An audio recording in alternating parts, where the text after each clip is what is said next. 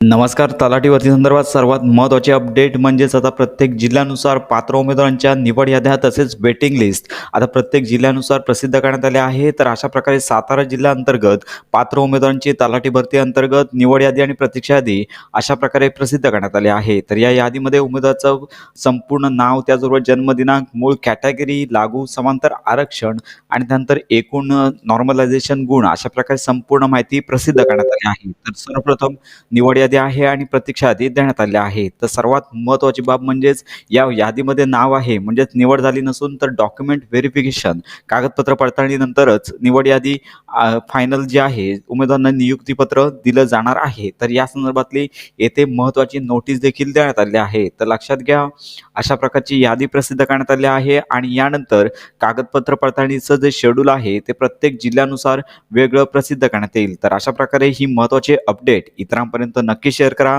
आणि तसेच सर्व जिल्ह्याच्या याद्या जशा प्रसिद्ध होतील तशाच आपल्या चॅनलच्या डिस्क्रिप्शन बॉक्समध्ये असणाऱ्या टेलिग्राम चॅनलवरती आणि व्हॉट्सअप ग्रुपवरती देखील अपलोड केल्या जातील.